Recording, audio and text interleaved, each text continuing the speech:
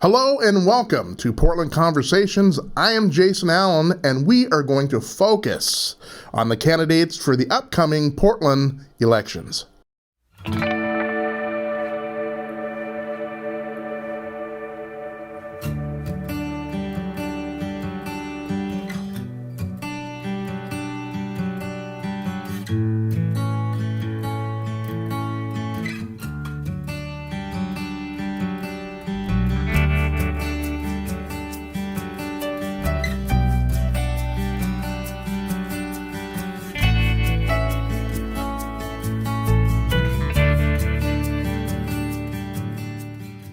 Hi, everybody. We are here with Sarah Iannarone, and we are talking what makes her tick and what's going on here in this political season. I'm so excited to talk to you. Welcome, Sarah. Thanks for having me. I'm so happy to be here and to kick this off. Excellent. Now, for the most part, we get to know our candidates either through, like TV ads or whatever, but also the voter registration, the voter guide. The voter pamphlet. But I want to talk to you in a more personal level. I mean, that way people get to know you and can kind of connect. So, Sarah, why don't you give us just a fingernail? I know this is kind of unfair for you, but a very fingernail kind of clip of what and who Sarah is. Yeah, so again, thanks for having me, and thanks for taking time out of the COVID crisis to cover local politics. I know people have so much on their minds, and a local election may not seem like the first thing that they want to think about, but it's going to be so important as we head into the next phase of this for us to come together as Portlanders and really think about the future that we want to have. And when you talk about what makes me tick, I really am in many ways a futurist. I'm thinking about what can we do to leverage every single advantage we have to carve out a better future for our children, our grandchildren, this planet that we inhabit, and how are we going to, as Portlanders, lead on that from a community-based perspective? Because obviously these market-based solutions have not been working very well for us. I come from a working class background. My father was a factory worker. He was a union organizer. My mother worked in school. So I come from this union family where I was taught around the dinner table, you bargain for the benefits and you bargain for the wage increases. And I saw my parents struggle to make ends meet. After I graduated from high school, even though I had really good grades, I went and I pursued a trade. So I went to culinary school and I got to work in amazing food cities around the country, engaging with, again, these service workers who were underrepresented, and they were working hard. And I knew who a good boss was, because that was the person who stayed at the end of the night to sweep the floors and mop the floors with the staff. And I got to understand just this practical working knowledge about how different classes interact, how different industries interact, how different sectors interact. So when I moved to Portland in 1998, I gave birth to my daughter on the eve of Y2K. So I have this Y2K baby and all this amazing heading into motherhood in the midst of chaos experience. And I stayed at home with her for a while. But even there, I was a community-based animal where I started a food exchange and a sewing circle and a childcare co-op to see me through this transition in life. And after that, I went back to school at Portland State University, where I pursued doctoral studies in urban studies and planning, because I really wanted to look at cities as this locus of sustainable activity. When you think about a human settlement pattern that could be more energy efficient, could be more connective in terms of how we can engage with each other. I've just been in love with cities ever since I was young. And so understanding how Portland could be this amazing, sustainable city and a beacon of hope, really, for cities around the world, it inspired me. And I wanted to learn more about Portland and learn more about how we could be even better. So from there, I went and spent the last 10 years visiting leaders from around the world who would come to Portland for sustainable policies and best practices, sharing ideas with them and connecting them to city leaders. So you've got the sustainability director from Copenhagen in a room with the sustainability director from Portland, and they're saying, we have this amazing organization called Friends of Trees, and this is how you empower your community to be stewards and arborists of their own trees around the city, and this is how you can grow your tree canopy as even as your city's population increases. It seems so common sense, but the things going on in different cities around the world are so diverse, and understanding that what's working and what's not here in Portland was a great experience for me. I actually ran against the incumbent mayor, Ted Wheeler, in 2016. I came in third place, but in large part, I've been proven correct about the fact that I didn't think he would be a very good mayor. He's pretty disconnected from the practical knowledge in neighborhoods and in our communities and small businesses in ways that I think are really important. I see a lot of problems that I care about getting worse.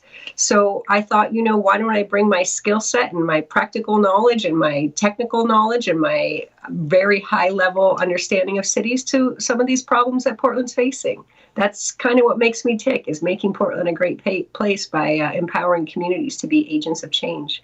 Excellent. And over the past, especially 3 years, we've seen how important it is to elect the right people who, and to really pay attention to those who are running and make a very educated vote off that. Voting matters, folks. From that, I want to talk a little bit about the core issues of Sarah. And now you talked about how you sat back and you saw Mayor Wheeler and things getting worse. And when and if elected, what do you want to bring to bear? What is your core vision that you see for Portland? When we launched our campaign back in July of 2019, we had a video made, and it was very inspiring. And the first 3 words were climate change, housing affordability, staggering inequality. Yeah. These are the things that I know are driving Portlanders mad because, one, we know we should be doing better, especially on the climate front, but also when it comes to climate justice and making sure that our place remains accessible and inclusive. But also, why are we not acting with urgency? If you want to talk about the one thing that we should be doing, it should be acting on crises with urgency. And as you and I were briefly chatting about before we started rolling on this, is that when we look around us and with the urgency that our leaders have acted to respond to COVID crisis, why have we not seen this level of activation on the housing crisis? We have a housing state of emergency in place. Why have we not been setting up the kinds of strategies that we're putting in place right now for COVID prior? We have an existing climate crisis. Why is it that we have the mayor saying, we have to postpone declaring a climate state of emergency because of COVID? That should have been in place on day one when you were elected as a progressive to the city of Portland, not 3.5 years down the road. So these are the things that are driving me bananas right now, is that we need to treat our emergencies with the requisite urgency. And we don't do that alone as government. We do that by bringing the power of every sector, of every organization, of every church and faith-based group and neighborhood organization to the task ahead. And for me, it's just unacceptable that we're still making incremental, lackluster progress, which in many ways in the middle of a crisis is backsliding. If you're not making progress in the middle of a crisis, you're falling behind. And we're seeing that. Traffic deaths. We had a 20-year high in traffic deaths last year. Police shootings, 10-year high last year. Homelessness is up. Air quality was horrible. We see now that if we work on things like getting something like municipal broadband to people's houses and encouraging employers to help people telecommute, we don't have to spend billions of dollars expanding fossil fuel infrastructure in our city. We can actually manage our decline of fossil fuel dependency and start thinking about green collar jobs for Portland's families. And for me, this is something that we need to act on immediately. It shouldn't wait until tomorrow. It needs to be happening now. Excellent. During this pandemic, this, at least to me, this has brought a few things more to light, as in what business meets social. And what I mean by that is we have a housing inequality crisis in Portland. And I see as more companies are laying people off or furlough or, having to rely more on a stimulus package. The question I have is when the city and state and country gets back to more of what is normal, but more of a normal footing, that inequality in the housing, it just isn't going to go away. And in fact, it's exacerbated by people either being out of work or laid off. And of course, the rent doesn't stop. How do we, as Portlanders, how do we, and then more importantly, how does the mayor deal with that and push forward through that quagmire as we get to more of a normal footing?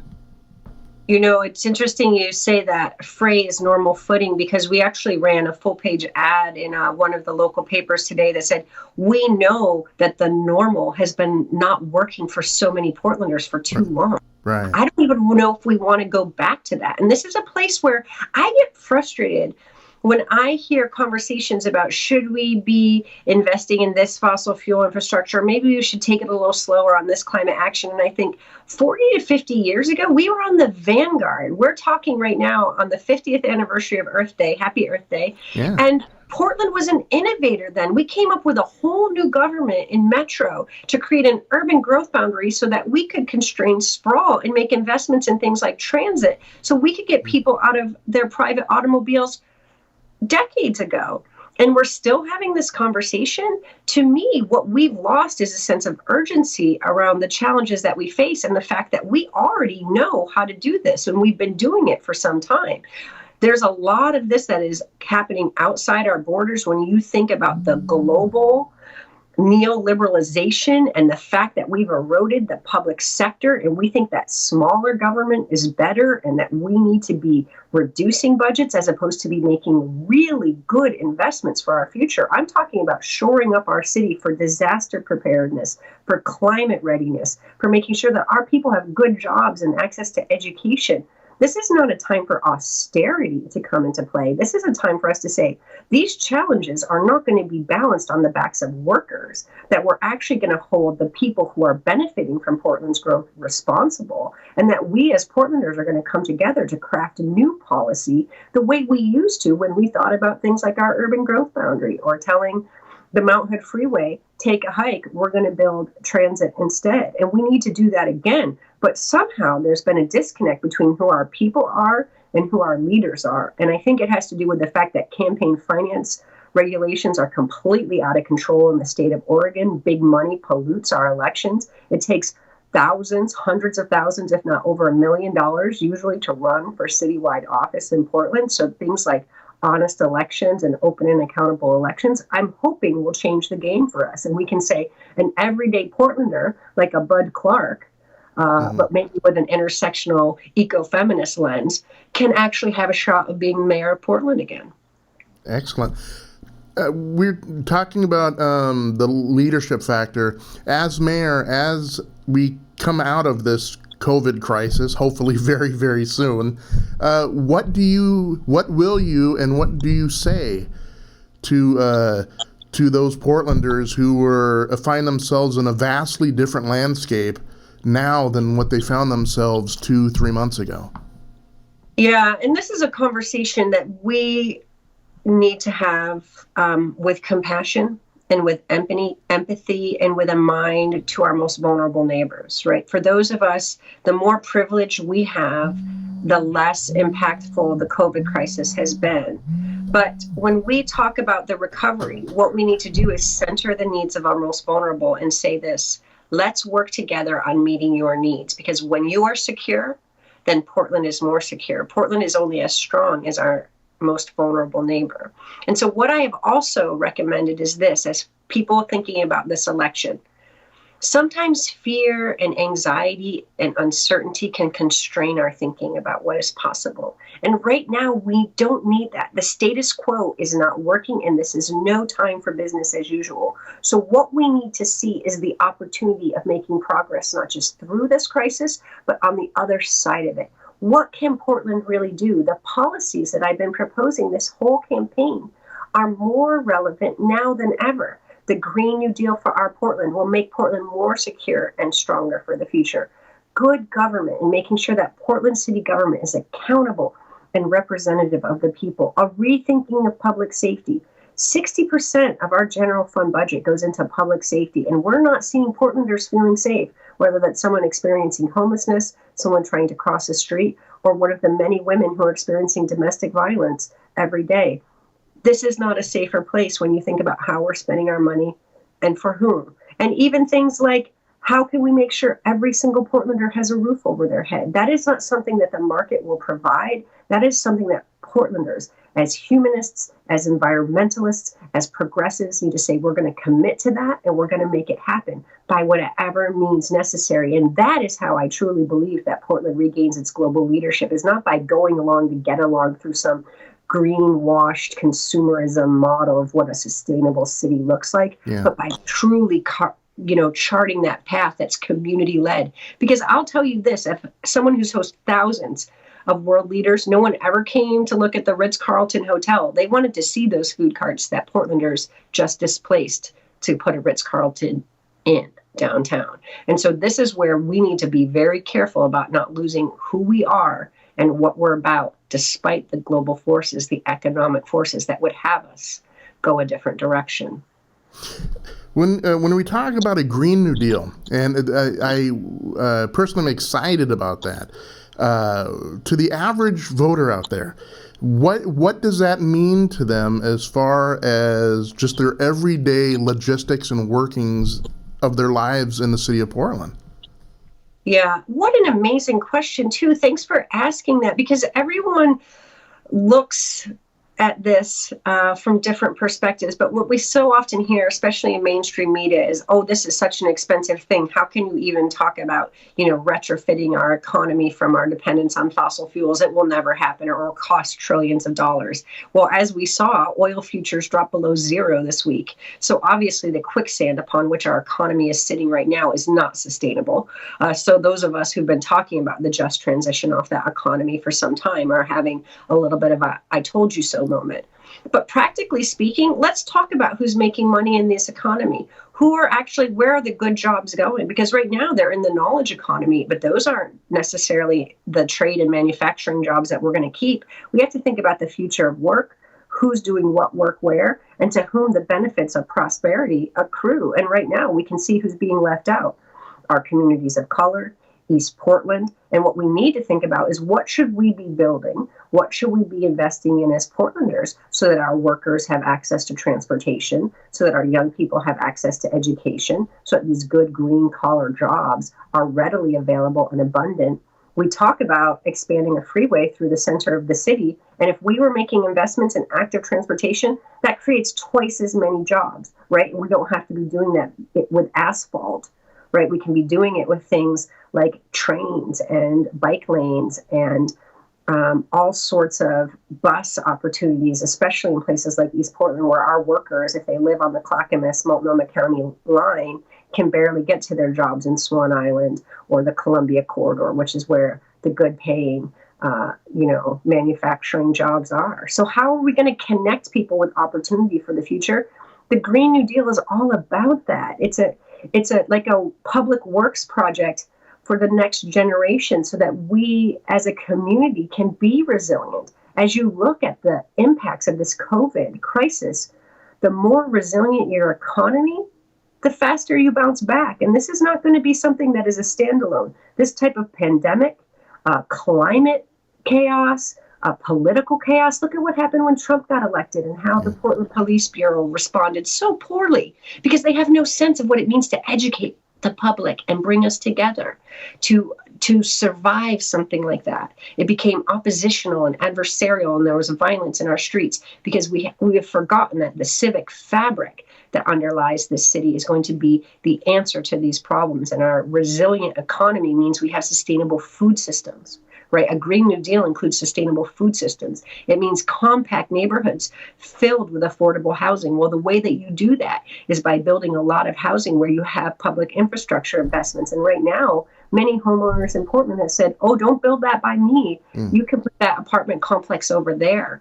Yeah. But what we need to say is, we care enough about our people and our environment to build compact housing, and that we care about habitat preservation, and that we're going to do something about all of the oil tanks, right? And the Columbia. Yeah. How are we going to even deal with that? Think about the costs down the road. It's much cheaper now than if we wait until those fuel tanks collapse in our Willamette River, our beautiful Willamette River, and all the care that we've taken to clean that up, what will happen?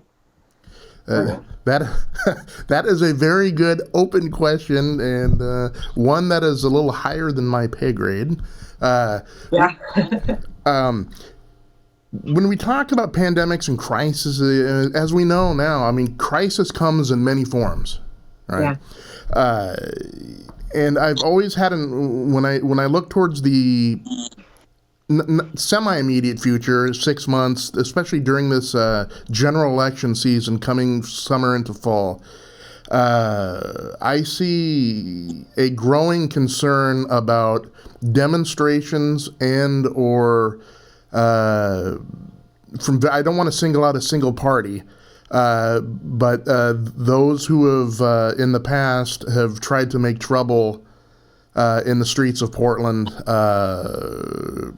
being goaded on by a president who likes to see chaos in that form. How do we confront that as the mayor? How do you and how do Portlanders, how do we confront that? Because we know what's going to happen here coming into the fall and in the winter season. I cannot see a total peaceful general election season, especially as we get past the conventions and into the meat of the election cycle. How does to make a long question shorter, how does the mayor deal with that? Yeah, I mean, this is about a few things. I think it's about clarity of messaging. This is no time for equivocation. We are a sanctuary city. Hate and bigotry are not welcome here.